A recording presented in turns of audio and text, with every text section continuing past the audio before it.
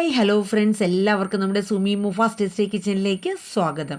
അപ്പോൾ നമ്മുടെ സാന്ത്വനം 2 ഉണ്ടല്ലോ, ഇനി വരുന്ന കുറച്ച് എപ്പിസോഡും കാര്യങ്ങളൊക്കെ നമ്മൾ സത്യം പറഞ്ഞാൽ ഞാൻ നമ്മുടെ പ്രൊമോയിൽ ഏകദേശമൊക്കെ പറഞ്ഞ സീനും കാര്യങ്ങളൊക്കെ ഇനിയും കുറച്ച് ഭാഗങ്ങളൊക്കെ വരാനുണ്ട്. അതായത് ഇപ്പോൾ നമ്മുടെ അനു എല്ലാ സത്യങ്ങളും നമ്മളെ കൃഷ്ണമംഗലക്കാരോടും അതുപോലെ ദേവമംഗലക്കാരോടൊക്കെ എല്ലാ സത്യങ്ങളും തുറന്ന് പറയുകയാണ്. അപ്പം അത് ശരിയാണോ എന്ന് അലോകിനോട് ചോദിക്കുമ്പോൾ അലോകും അത് ശരിയാണ്, എവള് ഇത്തിക്കണ്ണി പോലെ എന്നെ കയറി പിടിച്ചതാണ്, അല്ലാണ്ട് ഞാനും എവളും തമ്മിൽ യാതൊരു ഇതുമില്ല, ഞാൻ എവളെ വിവാഹം കഴിച്ചിട്ടുമില്ല, എവളുടെ വിവാഹം മുടക്കുക എന്നത് മാത്രമായിരുന്നു എൻ്റെ ലക്ഷ്യം എന്നുള്ളത് അലോക് തന്നെ പറയുന്നുണ്ട്. അപ്പോൾ അനു പറയുന്ന കാര്യങ്ങൾ അവർക്ക് എല്ലാവർക്കും ശരിയാണെന്ന് തോന്നുകയും ചെയ്യാണ്. അപ്പോൾ രണ്ട് വീട്ടുകാർക്കും ഇതിലെന്ത് തീരുമാനം എടുക്കണം എന്നുള്ളതിനെക്കുറിച്ച് ഒരു ഐഡിയ ഇല്ല. അപ്പോൾ കൃഷ്ണമംഗലക്കാർ നമ്മൾ അനുവിനെയും കൂട്ടി നേരെ കൃഷ്ണമംഗലത്താണ് പോണത്. അതിന് ശേഷം ദേവമംഗലക്കാർ ബാലനും ഗോമതിയൊക്കെ ഇതിന് എന്താണ് ഇതിനൊരു തീരുമാനം എടുക്കാൻ പറ്റുക എന്നുള്ളതൊക്കെ അവരിങ്ങനെ ആലോചിച്ചുകൊണ്ടിരിക്കുമ്പോൾ ആകാശവും ആനന്ദമൊക്കെ പറയുന്നുണ്ട്, നമുക്കിനി ഒന്നും നോക്കാനില്ല, അവനുമായിട്ട് യാതൊരു ബന്ധവും നമ്മുടെ അനുമോക്കില്ലെങ്കിൽ പിന്നെ എന്തിനാച്ചാൽ അവിടെ നിർത്തുന്നത്. അപ്പം അനുവിൻ്റെ ഈ പേരുദോഷവും കാര്യങ്ങളൊക്കെ നാട്ടുകാർ ഇനി വിശ്വസിക്കുമോ? അപ്പോൾ അതിന് വഴിയായിട്ടാണ് നമ്മുടെ ബാലൻ പറഞ്ഞത്, ഒരു മൈക്ക് എടുത്ത് ഞാൻ ആൾക്കാരെടുത്തൊക്കെ ഞാൻ പറയും, ഇന്നതുപോലെയൊക്കെയാണ് നടന്നത്, സംഭവങ്ങളും കാര്യങ്ങളൊക്കെ ഇന്നതാണ്, എൻ്റെ മോളുടെ സാഹചര്യം അങ്ങനെ ആയിപ്പോയി എന്നുള്ളതൊക്കെ ഞാൻ പറയും എന്നുള്ളതാണ് നമ്മുടെ ബാലൻ തീരുമാനിച്ചിരിക്കുന്നത്. അപ്പോൾ ആനന്ദ് പറഞ്ഞു അത് മതി വെച്ചാ. പക്ഷെ ഗോമതി പറഞ്ഞു അതൊക്കെ ഇപ്പോൾ എല്ലാവരും വിശ്വസിക്കുമോ ബാലേട്ടാ? അപ്പം ബാലൻ പറഞ്ഞു അവിശ്വസിക്കുന്നവർ വിശ്വസിച്ചോട്ടെ, ഇല്ലാത്തവർ വിശ്വസിക്കണ്ട, പക്ഷെ നടന്ന സംഭവങ്ങൾ എന്തായാലും ആൾക്കാരെടുത്ത് അതൊന്ന് അറിയിക്കണം, ഇന്നതുപോലെയാണ്, ഇവനെ പോലെ ഒരു പെണ്ണുപിടിയൻ്റെ കൂടെ എൻ്റെ മോൾ അകപ്പെട്ടു പോയതാണ്, പക്ഷെ അവളുടെ ആ ഒരു സാഹചര്യത്തിൽ അവൾ കണ്ടെത്തിയ ഒരു മാർഗ്ഗം ഇതാണ് എന്നുള്ളതൊക്കെ ഇങ്ങനെ പറയും കേട്ടോ. അങ്ങനെ ആ ഒരു കാര്യത്തിനൊരു തീരുമാനം ആവുകയാണ്. അപ്പോൾ ഈ സമയം നമ്മൾ അനുമോളെ കൊണ്ട് കൃഷ്ണമംഗലത്ത് പോയിട്ട് ഇന്ദിരാമ്മ പറയുന്നുണ്ട്, മോളെ എന്തായാലും ഇങ്ങനെയൊക്കെ അങ്ങ് ആയിപ്പോയി, ഇനിയിപ്പോൾ മോള് എന്തായാലും മോക്കൊരു ജീവിതം വേണ്ടേ, എന്തായാലും അലോകിനെ ഒരു നാളെ മോള് സ്നേഹിച്ചിരുന്നതാണല്ലോ. അപ്പോൾ അനു പറയുന്നുണ്ട് ശരിയാണ്, ഞാൻ ആത്മാർത്ഥമായിട്ട് തന്നെയാണ് അലോകിനെ സ്നേഹിച്ചത്. അപ്പോഴേക്കും അലോക് പറയും, നീ എന്നെ സ്നേഹിച്ചോ സ്നേഹിച്ചില്ലയോ, പക്ഷെ നിന്നെ ഞാൻ അന്നും സ്നേഹിച്ചിട്ടില്ല, ഇന്നും നിന്നെ ഞാൻ സ്നേഹിച്ചിട്ടില്ല എന്ന കാര്യങ്ങളൊക്കെ ഇങ്ങനെ പറയാൻ കേട്ടോ. അപ്പോൾ അങ്ങനെ ഈ ഒരു രീതിയിൽ നമ്മുടെ അനുവിനെ അവരെല്ലാവരും, നമ്മുടെ നന്ദിനിയും അതുപോലെ രാജശ്രീയും അച്യുതൻ ഒഴികെ ബാക്കി എല്ലാവരും നമ്മുടെ അനുവിനെ പറഞ്ഞ് ക്യാൻവാസ് ചെയ്ത് അലോകിനെ കല്യാണം കഴിക്കണം എന്നുള്ളൊരു തീരുമാനത്തിലോട്ട് എത്തിക്കുകയാണ്. പക്ഷെ അനു സമ്മതിക്കുന്നില്ല. അതോടൊപ്പം തന്നെ അലോകിനും താല്പര്യമില്ല. അലോക് പറയുന്നുണ്ട്, എനിക്ക് നിന്നെപ്പോലെ ഒരു എണ്ണയും തേച്ച് സാരി ഉടുത്ത് നടക്കണ ഒരു നാടൻ പെണ്ണിനെയല്ല എനിക്കിഷ്ടം, എനിക്ക് നല്ല ജീൻസും ടോപ്പൊക്കെ ഇട്ട് നല്ല കൂളിംഗ് ഗ്ലാസ്സൊക്കെ വെച്ച് അടിച്ച് പൊളിച്ച് നടക്കുന്ന ഒരു പെണ്ണിനെയൊക്കെയാണ് എൻ്റെ സങ്കല്പത്തിലെ ഭാര്യ എന്ന് പറയുന്നത്, നിന്നെ പോലെയുള്ള ഒരു കാട്ടുജാതിനെ കെട്ടാൻ എനിക്ക് താല്പര്യമില്ല എന്നൊക്കെ പറയുന്നുണ്ട്. അപ്പോൾ അനു അതിനനുസരിച്ച് മറുപടി അലോകിനിട്ടും കൊടുക്കുന്നുണ്ട് കേട്ടോ. അപ്പോൾ ഇതേ സമയം നമ്മുടെ ബാലൻ ആനന്ദും ആകാശും അവരൊക്കെ ആയിട്ട് എല്ലാവരുമായിട്ട് തീരുമാനിച്ചിട്ട് നമ്മുടെ അനുവിനെ പോയി കൃഷ്ണമംഗലത്ത് നിന്ന് വിളിച്ചുകൊണ്ട് വരണം. കാരണം ഇനി ഒരു ബന്ധം ആ വീട്ടിൽ നിൽക്കാനുള്ള യാതൊരു ബന്ധവും അനുമോക്കില്ല. അപ്പോൾ ഇനി അവളെ നമ്മുടെ ദേവമംഗലത്തോട്ട് കൊണ്ടുവരണം എന്നുള്ള തീരുമാനം തന്നെ എടുത്ത് ബാലൻ പോയി കൊണ്ടുവരുന്നുണ്ട്. എന്നിട്ട് ബാലൻ മൈക്കിൽ ആൾക്കാരൊക്കെ കേൾക്ക് എല്ലാം ഇങ്ങനെ പറയുന്നുണ്ട്. അപ്പോൾ ബാലൻ വിളിക്കാൻ വേണ്ടി കാത്തിരിക്കുകയായിരുന്നു. അച്ഛൻ്റെ കാൽക്കൽ വീണ് മാപ്പൊക്കെ പറഞ്ഞ് ചെയ്തു പോയ തെറ്റച്ഛൻ പൊറുക്കണം, സാരമില്ല മോളെ, നിനക്കെന്തായാലും നീ എന്നെ ധിക്കരിച്ച അല്ലെങ്കിൽ അമ്മയെ ധിക്കരിച്ചൊന്നും നീ ഒരു കാര്യം ചെയ്യില്ല എന്നുള്ള കാര്യമൊക്കെ ഞങ്ങൾക്കറിയാം എന്ന് പറഞ്ഞ് ബാലൻ അവസാനം എല്ലാ കാര്യങ്ങളും പറഞ്ഞ് ഇങ്ങ് വരെയാണ്.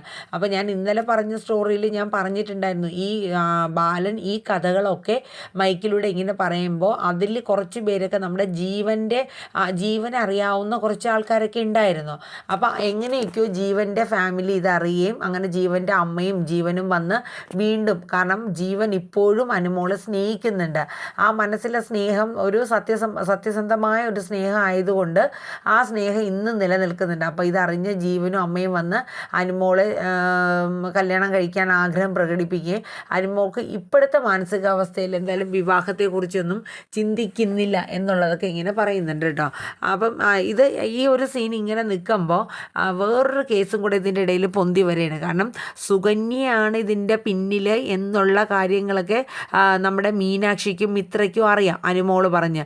പക്ഷെ അതിന് കള്ളി വെളിച്ചത്തിൽ കൊണ്ടുവരികയാണ്. കാരണം അനുമോളുടെ വായിൽ നിന്ന് തന്നെ അത് വീഴുകയാണ്. നമ്മുടെ ഗോമതി ചോദിക്കുന്നുണ്ട്, അനു ഞാൻ ഒരു കാര്യം ചോദിച്ചോട്ടോ. കാരണം അനുമോള് വീട്ടിലെത്തിക്കഴിഞ്ഞ് എല്ലാം സമാധാനമൊക്കെ ആയിട്ടിരിക്കുന്ന സമയത്താണ് ഗോമതി ചോദിക്കുന്നത്, അന്ന് ആ കല്യാണ തലേന്ന് ഇത്രയും പേരുടെ കണ്ണ് വെട്ടിച്ച് നിന്നെ അലോക് ഇവിടെ വന്ന് കൊണ്ടുപോവുകയാണോ ചെയ്തത്, അതോ നീ അങ്ങോട്ട് ഇറങ്ങിപ്പോയോ?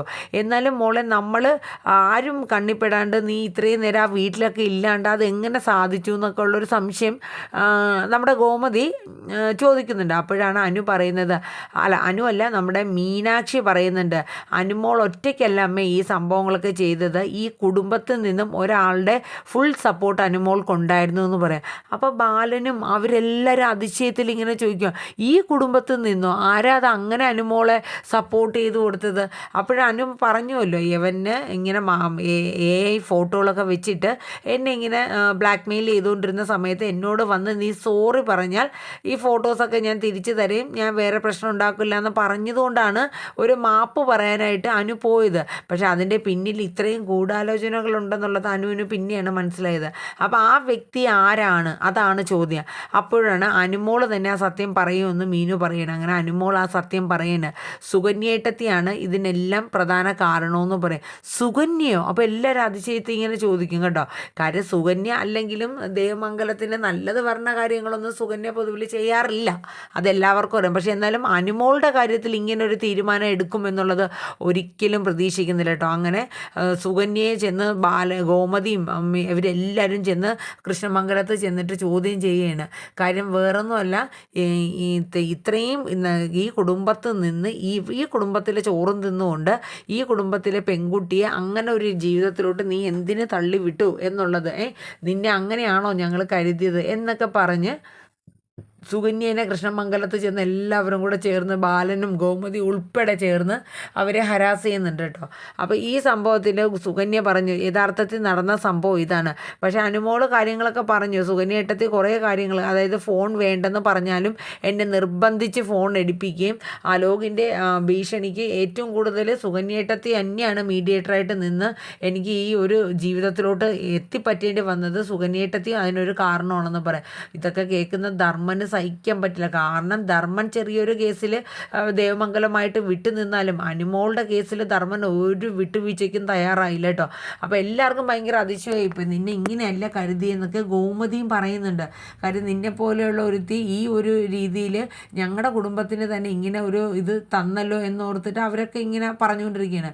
ആ സമയത്ത് ഇന്ദിരാമ വന്നിട്ട് ഒരു കാര്യം കൂടെ പറയണം. അതായത് വേറൊന്നുമല്ല, ഈ സുകന്യ രണ്ടാമത്തെ വിവാഹമാണ്. രാജശ്രീയും സുകന്യെ അത് മറച്ചു വെച്ചിട്ടാണ് എൻ്റെ ധർമ്മനെ കൊണ്ട് കല്യാണം കഴിപ്പിച്ചത് എന്നുള്ളത് ഇങ്ങനെ പറയുന്നുണ്ട്. ആര്? നമ്മുടെ ഇന്ദിരാമ. കാരണം ഇത്രയും നാൾ ഈ ഒരു സത്യം ഞങ്ങൾ പറയാതിരുന്നു. കാരണം വേറൊന്നും കൊണ്ടല്ല, എൻ്റെ ധർമ്മൻ്റെ ജീവിതത്തിൽ ഇനി ഒരു പാളിച്ച വരണ്ട, ധർമ്മൻ്റെ ജീവിതത്തിൽ ഒരു പാളിച്ച വരരുത് എന്ന് കരുതിയിട്ട്. പക്ഷെ നീ ഈ കുടുംബത്തെ ഈ രീതിയിലുള്ള ഓരോ ടോർച്ചറിങ്ങും കാര്യങ്ങളുമാണ് ചെയ്യുന്നത്, അത് ഞങ്ങൾക്ക് ഒട്ടും പറ്റില്ല എന്നുള്ളത് പറഞ്ഞു. അപ്പോൾ സുകന്യ കാര്യങ്ങളൊക്കെ പറയണ്, ഞാൻ ഇതിനു മുന്നേ വിവാഹം കഴിച്ച ആളുമായിട്ട് ഞാൻ ഒരുപാട് പ്രശ്നങ്ങൾ നേരിടേണ്ടി വന്നു, അതിൽ നിന്ന് ഞാൻ ഇപ്പോഴും റിക്കവറായി വന്നിട്ടില്ല, ഒരുപാട് ബുദ്ധിമുട്ടുകൾ ഞാൻ അനുഭവിച്ചിരുന്നു. എന്നിട്ട് നമ്മുടെ അനുവിൻ്റെ കേസിലും യഥാർത്ഥത്തിൽ നടന്ന സംഭവം ഇതാണ്. അതായത് ആ AI ഫോട്ടോകൾ കല്യാണ ദിവസം മറ്റുള്ളവരുടെ മുമ്പിലൊക്കെ പ്രദർശിപ്പിക്കും എന്ന് പറഞ്ഞുകൊണ്ട് അലോക് നമ്മുടെ സുകന്യനെ ഭീഷണിപ്പെടുത്തി. സത്യമായിട്ടും ഇതാണ്. അപ്പം മാപ്പ് പറഞ്ഞിട്ട് അനു അപ്പം തന്നെ തിരിച്ചു വരും എന്ന രീതിയിലാണ് എൻ്റെ കണക്കുകൂട്ടൽ. പക്ഷേ പിറ്റേന്നാണ് അനു ഇവിടെ ഇല്ല, ദേവമംഗലത്ത് ഇല്ല എന്നുള്ള സത്യം ഞാൻ ശരിക്കും അറിയണത്. അലോക് ഉണ്ടല്ലോ, അലോകിനോട് ചോദിച്ചു നോക്കും, ഇതിൽ കൂടുതലൊന്നും എനിക്ക് നിങ്ങളോട് പറയാനില്ല, ഞാൻ ചെയ്ത കാര്യം ഇത് തന്നെയാണ്, ഞാൻ പിന്നെ ആരോടും ഇത് പറഞ്ഞില്ല, അനുവിൻ്റെ കാര്യങ്ങളും അലോക് ഇങ്ങനെയൊക്കെ ടോർച്ചർ ചെയ്തു എന്നുള്ള കാര്യങ്ങളും പറഞ്ഞില്ല എന്നുള്ളത് തെറ്റ് തന്നെയാണ് ഗോമതി ചേച്ചി. പക്ഷേ യഥാർത്ഥത്തിൽ നടന്ന സംഭവം ഇത് തന്നെയാണെന്നൊക്കെ പറഞ്ഞ് സുകന്യ കാൽക്കൽ വീണ് കരയുന്ന സീനും കാര്യങ്ങളൊക്കെയാണ് കേട്ടോ. അപ്പോൾ അതൊക്കെ കേൾക്കുമ്പോൾ കുറച്ച് പേർക്കൊക്കെ ഒരു അനുകമ്പയും കാര്യങ്ങളും സുകന്യയുടെ അടുത്ത് തോന്നുന്നുണ്ട്. കാരണം എന്ന് വെച്ചാൽ സുകന്യ ഇപ്പോൾ അനുവിൻ്റെ ആ ഒരു കേസിൽ തെറ്റ് തന്നെയാണ്. എന്നാലും അതിലെ ഫുൾ തെറ്റ് സുകന്യയ്ക്ക് കൊടുക്കാൻ പറ്റില്ല. അങ്ങനെ ഒരു കേസും കൂടെ ഉണ്ട്. പിന്നെ ഇനി കാണിക്കാനുള്ള സീനെന്ന് പറയുന്നത് നമ്മുടെ ആനന്ദ് ഗോമതി സ്റ്റോഴ്സിൽ ആരുടെയും കണ്ണിപ്പെടാണ്ട് ഈ ഒരു കള്ളനെ കണ്ടുപിടിക്കണം എന്നൊരു തീരുമാനം എടുത്ത് വരികയാണ്. അപ്പോൾ ആകാശ് ചോദിക്കുന്നുണ്ട്, അല്ല അച്ഛനെ ഇപ്പം ധർമ്മമാവനെ കുറ്റക്കാരനാക്കി പറഞ്ഞു വിട്ടു, അച്ഛൻ ഒരേ ഒരാളെ ഈ കടയിൽ സംശയം ഉണ്ടാവുള്ളൂ, അത് ഞാൻ ആനന്ദേട്ടാന്ന് പറയും. പിന്നെ നീ ഒന്നും മിണ്ടാതിരുന്നേ, ഞാൻ കാണിച്ചു തരാം, ഇതിനൊരു പോംവഴി കണ്ടെത്തണമല്ലോ. അങ്ങനെ നമ്മുടെ ആനന്ദ് ആരും അറിയാണ്ട് ആ കടയിൽ ഈ ക്യാഷ് കൗണ്ടറിൻ്റെ അവിടെ തന്നെ ഒരു ക്യാമറ അങ്ങ് സെറ്റ് ചെയ്യണം കേട്ടോ. ഈ ക്യാമറയിൽ കൂടെ നേരെ കറക്റ്റ് ക്യാഷ് കൗണ്ടർ തന്നെ വ്യൂ കിട്ടുന്ന രീതിയിൽ. അപ്പം ഇത് ആനന്ദിൻ്റെ ഫോണിൽ തന്നെ സെറ്റും ചെയ്തിട്ടുണ്ട്, കാരണം ആനന്ദിന് കാണാൻ വേണ്ടിയിട്ട്. അങ്ങനെ ആനന്ദ് അത് സെറ്റ് ചെയ്ത് കഴിഞ്ഞ സമയത്ത് നമ്മുടെ ഉദയഭാനു, നമ്മൾ ഈ കഥയും പറഞ്ഞിട്ടുള്ളതാണ്, നമ്മുടെ ഉദയഭാനു പതിവിലും പോലെ വരെയാണ്, കയ്യിലുള്ള കിട്ടിയ ചിക്കിളി മൊത്തം തീർന്നിട്ട് അങ്ങനെ പതുക്കെ വരെയാണ്. എന്തെങ്കിലും പതുക്കെ ഉടായിപ്പം പറഞ്ഞ് നമ്മുടെ ദേവിമോളെ കാണാം എന്നുള്ള രീതിയിലൊക്കെ വന്നിട്ട് അവിടെ നിന്ന് പൈസ വീണ്ടും അടിച്ചു മാറ്റണം എന്ന ലക്ഷ്യത്തോടെയാണ് വരുന്നത്. അപ്പോൾ വരുമ്പോൾ രാമേട്ടനും ആകാശമുണ്ട്, നമ്മുടെ ദേവിയുണ്ട്. അങ്ങനെ അവരെയൊക്കെ കണ്ട് അവരൊക്കെ എന്തോ സാധനങ്ങൾ സെറ്റ് ചെയ്തുകൊണ്ടിരിക്കുന്ന സമയത്താണ് നമ്മുടെ ഉദയഭാന ക്യാഷ് കൗണ്ടറിൽ ഇരിക്കുകയും അവിടെ നിന്ന് കഴിഞ്ഞ പ്രാവശ്യത്തെ പോലെ തന്നെ കുറച്ച് ക്യാഷും നോക്കുമ്പോൾ ഒരു കെട്ട് നോട്ടിരിക്കണം അതെല്ലാം കൂടെ ചേർത്ത് അങ്ങ് എടുക്കുകയാണ്. എടുത്ത് നേരെ ഉടുപ്പിനകത്ത് വെച്ച് പോവണേ. ഇത് കൃത്യം തന്നെ നമ്മുടെ ആനന്ദ് മൊബൈലിൽ കാണുന്നുണ്ട്. കാരണം വേറൊന്നുമല്ല, ഇത് കള്ളനെ കയ്യോട് ആനന്ദിൻ്റെ ഉള്ളിലൊരു ആശങ്ക ഉണ്ടായിരുന്നു ഇയാളായിരിക്കും എന്നുള്ളത്. പക്ഷേ എന്നാലും കൺഫേം ആക്കണമല്ലോ, തെളിവ് സഹിതം അച്ഛൻ്റെ മുന്നിൽ നിരത്തണമല്ലോ. അങ്ങനെ ആനന്ദ് ഇത് കയ്യോടെ പിടിക്കുകയാണ്. അന്നേ ദിവസം നമ്മുടെ ദേവി വീട്ടിലെത്തി കഴിയുമ്പോഴത്തേക്ക് ദേവി കണക്ക് കൂട്ടുമ്പോഴത്തേക്ക് കണക്കുകളിൽ വീണ്ടും നല്ലൊരു എമൗണ്ട് തന്നെ കുറവ് തോന്നിക്കണം. അപ്പോഴേക്കും പിന്നെ ഇനി എന്താ ചെയ്യണം? അപ്പോഴേക്കും ആനന്ദ് പറയും, ഇന്നും പൈസ കുറവുണ്ടാവുമല്ലോ. അപ്പോൾ ദേവി പറഞ്ഞു, അതേ ആനന്ദേട്ടൻ എങ്ങനെ മനസ്സിലായി? അത് കള്ളൻ കപ്പലിൽ തന്നെയല്ലേ, കള്ളൻ എടുക്കണത് തെളിവ് സഹിതം ഞാൻ മനസ്സിലാക്കിയിട്ടുണ്ടടി, കാണിച്ചു തരാമെന്ന് പറഞ്ഞിട്ട് ആനന്ദ് ആ വീഡിയോ ക്ലിപ്പ് മൊത്തം നമ്മുടെ ദേവിയെ കാണിക്കണം. ഇത് കണ്ട് ദേവി അങ്ങ് അന്താളിച്ച് പോവണം, എൻ്റെ അച്ഛനോ? അപ്പോഴേക്കും ആനന്ദ് പറഞ്ഞു, എടി എൻ്റെ മാമനെ വെറും കള്ളനാക്കി നീയും നിൻ്റെ അച്ഛനും കൂടെ ഇവിടെ കിടന്ന് ഈ വിലസണം. എൻ്റെ മാമൻ ഒരു തെറ്റും ചെയ്തിട്ടില്ല, എന്നിട്ട് നീ കാരണം എൻ്റെ മാമൻ ഇവിടെ നിന്ന് ഇറങ്ങിപ്പോയി. അയ്യോ, അങ്ങനെ ഒരിക്കലും പറയല്ലേ ആനന്ദേട്ടാ, ഞാൻ ഒരിക്കലും ആ ഒരു ചിന്താഗതിയോടുകൂടി മാമനെ ഞാൻ കണ്ടിട്ടില്ല. പക്ഷെ ബാലച്ചൻ ചോദിച്ചപ്പോൾ അത് ആ രീതിയിൽ വന്നു. അതങ്ങനെ നമ്മുടെ ധർമ്മമാമന് വിഷമമായിട്ട് അവിടെ നിന്ന് പോയതാണ്. ഞാൻ ഒരിക്കലും മാമനെ ഞാൻ അങ്ങനെ കണ്ടിട്ടുമില്ല, ഞാൻ ഇപ്പോഴും അതിനെക്കുറിച്ച് അങ്ങനെ ഞാൻ ചിന്തിക്കാൻ കൂടി ഇഷ്ടപ്പെടുന്നില്ല എന്നുള്ളത് പറയുന്നുണ്ട് കേട്ടോ. ഇതെല്ലാം കഴിഞ്ഞിട്ട് ആനന്ദ് പറയും, ഇനി നീ ഈ വീട്ടിൽ നിൽക്കണ്ട, നീയും നിൻ്റെ അച്ഛനും ആരാണ് എന്താണ് എന്നുള്ള സത്യമൊക്കെ എൻ്റെ അച്ഛനൊക്കെ അറിയണം എന്ന് കരുതി നമ്മുടെ ബാലച്ചൻ്റെ അടുത്ത് ചെന്ന് ആനന്ദ് കാര്യങ്ങളൊക്കെ പറയണം. അപ്പോൾ ബാലച്ചൻ പറയണ, നീ എന്തൊക്കെ ഈ പറയണേ ആനന്ദേ? ഉദയഭാനു സാറ് അങ്ങനത്തെ ഒരു വ്യക്തിയാണോ? പിന്നെ ഉദയഭാനു സാറ് അച്ഛൻ നീ ഇതൊന്ന് കാണുമെന്ന് പറഞ്ഞ് ആ വീഡിയോ ക്ലിപ്പ് കാണിച്ചു കൊടുത്തപ്പോൾ എല്ലാവരും അതിശയപ്പെട്ട് ഇങ്ങനെ ഇതാക്കുകയാണ്. കാരണം ആർക്കും വിശ്വസിക്കാൻ പറ്റുന്നില്ല. കാരണം ഇങ്ങനെ ഒരു ഇത് ഒരിക്കലും അയാളുടെ കയ്യിൽ നിന്ന് വരില്ല എന്നുള്ളതൊക്കെയാണ്. അപ്പം നമ്മുടെ ബാലൻ പറയും, അത് ചിലപ്പോൾ ഒരു പക്ഷേ പൈസയ്ക്ക് എന്തെങ്കിലും ആവശ്യം വന്നപ്പോൾ എടുത്തതാണെങ്കിലോ എന്നുള്ള രീതിയിൽ. അപ്പോൾ ആനന്ദ് പറയും, ഒരിക്കലും അല്ല. എന്നിട്ട് ആനന്ദ് നമ്മുടെ ദേവിയെ കല്യാണം കഴിച്ചപ്പോഴുള്ള കേസുകൾ തൊട്ട് ഈ ഉദയഭാനു ആരാണെന്നും എന്താണെന്നും എന്ന സത്യങ്ങളൊക്കെ പറയണേ. ഇതെല്ലാം കേട്ടുകൊണ്ട് മിഴുമിഴാന്നിങ്ങനെ നമ്മുടെ ദേവി നിൽക്കുക അല്ലാണ്ട് ഇതിനൊരു ഒരു പോംവഴി ഇല്ലല്ലോ. കാരണം ദേവി ആ കുറ്റം മൊത്തം തൻ്റെ അച്ഛൻ ചെയ്ത തെറ്റിൻ്റെ ആ പ്രായശ്ചിത്തം മുഴുവനും നമ്മുടെ ദേവി ഏറ്റുകൊണ്ട് തന്നെ ബാലൻ്റെയും ഗോമതിയുടെയും മുന്നിൽ നിൽക്കുകയാണ്. എൻ്റെ പറയുന്നുണ്ട്, എൻ്റെ അച്ഛൻ ചെയ്ത തെറ്റും ഈ കുടുംബത്തിനോട് ഞാൻ ചെയ്ത തെറ്റും എത്രത്തോളം വലുതാണെന്ന് എനിക്കറിയാം. പക്ഷേ ഒരു കാര്യം എൻ്റെ മനസ്സ് തുറന്ന് ഞാൻ പറയുന്നത്, ഈ വീട്ടിലെ അച്ഛൻ, അമ്മ, അനിയന്മാർ, അനിയത്തിമാർ, നിങ്ങൾ എൻ്റെ ജീവിതത്തിൽ എനിക്ക് ഏറ്റവും പ്രധാനപ്പെട്ട ആൾക്കാർ തന്നെയാണ്. കാരണം വെച്ചാൽ നിങ്ങളെ നഷ്ടപ്പെടുത്തിക്കൊണ്ട് എനിക്കൊരു ജീവിതം എനിക്ക് ചിന്തിക്കാൻ പോലും പറ്റില്ല. സത്യം പറഞ്ഞാൽ അതുകൊണ്ട് മാത്രമാണ്, ഇല്ലെങ്കിൽ ഞാൻ ഇതിനു മുന്നേ ഈ സത്യങ്ങളൊക്കെ ഞാൻ നിങ്ങളോട് പറഞ്ഞേനെ. കാരണം വേറൊന്നുമല്ല, ഈ സത്യങ്ങൾ പറഞ്ഞു കഴിഞ്ഞാൽ നിങ്ങൾ എന്നെ ഏത് രീതിയിൽ ഉൾക്കൊള്ളും, ചിലപ്പോൾ എന്നെ ഈ വീട്ടിൽ നിന്ന് പറഞ്ഞു വിടുമോ, അങ്ങനെയൊക്കെയുള്ളൊരു ഭയം കൊണ്ട് മാത്രമാണ് ഞാൻ ഈ സത്യങ്ങളൊന്നും നിങ്ങളോട് പറയാതിരുന്നത് എന്നൊക്കെ പറഞ്ഞിട്ട് നമ്മുടെ ദേവി ഓരോരുത്തരുടെ മുന്നിലും മാപ്പ് പറഞ്ഞുകൊണ്ട് കരഞ്ഞ് കേണപേക്ഷിക്കാൻ കേട്ടോ. അവർക്കൊക്കെ ഭയങ്കര ഒരു ബുദ്ധിമുട്ടായി പോകും. അപ്പം ഗോമതി പറഞ്ഞു, മോളെ നീ എന്താണെങ്കിലും, എത്ര പണം കുറവാണെങ്കിലും എന്താണെങ്കിലും, അല്ലെങ്കിൽ മോൾ ഏതുവരെ പഠിച്ചു എന്നുള്ളതൊന്നും നമുക്ക് വിഷയമല്ല. ഈ കുടുംബത്തിനോട് മോള് കാണിക്കുന്ന ആത്മാർത്ഥതയും സ്നേഹവും എത്രത്തോളം വലുതാണെന്ന് ഞങ്ങൾക്ക് അറിയാം. അത് ഞങ്ങൾ മനസ്സിലാക്കിയിട്ടുള്ളത് തന്നെയാണ്. അപ്പോൾ അതുകൊണ്ട് മോൾ അത് തുറന്നു പറഞ്ഞു എന്ന് വെച്ചിട്ട് മോളെ ഈ കുടുംബം ദേവമംഗലത്ത് നിന്ന് ഒരിക്കലും ഞങ്ങൾ പറഞ്ഞു വിടില്ല എന്നതൊക്കെ പറയണേ. പക്ഷേ എങ്കിലും ഇത് ആനന്ദ് ഇത് ക്ഷമിക്കാൻ തയ്യാറായില്ല. ബാക്കിയുള്ളവർക്കൊക്കെ ദേവിയോടുള്ള ആ ഇഷ്ടം കൊണ്ട് അവർക്കൊക്കെ ഇത് സഹിക്കാനും അവരിതൊക്കെ പുറത്തും കൊടുക്കുന്നുണ്ട് കേട്ടോ. അങ്ങനെ ഒടുവിൽ നമ്മുടെ ആനന്ദ് ദേവിയോട് പൊറുക്കാൻ തയ്യാറാവുന്നില്ല. പക്ഷേ എങ്കിലും അവരാരും പറഞ്ഞില്ലെങ്കിൽ കൂടി നമ്മുടെ ദേവി ആ ദേവമംഗലം വിട്ട് വീട്ടിലോട്ട് പോകുന്ന സീനും കാര്യങ്ങളൊക്കെ വരുന്നുണ്ട് കേട്ടോ. നമ്മുടെ പാണ്ഡ്യൻ 2-ൽ വരുന്നത് ദേവി ഒരു ക്രൂവലായിട്ടുള്ള ഒരു ക്യാരക്ടറാണ് വരുന്നത് കേട്ടോ. അതായത് ഈ വീട്ടിൽ നിന്ന് ഇറങ്ങിയ ശേഷം പിന്നെ ദേവമംഗലക്കാർക്കെതിരെ കേസ് കൊടുക്കുകയും എന്നെ ഈ വീട്ടിൽ നിന്ന് ഇറക്കി വിട്ടു എന്നൊക്കെ പറഞ്ഞിട്ട് കേസും കാര്യങ്ങളൊക്കെ കൊടുക്കുന്നുണ്ട്.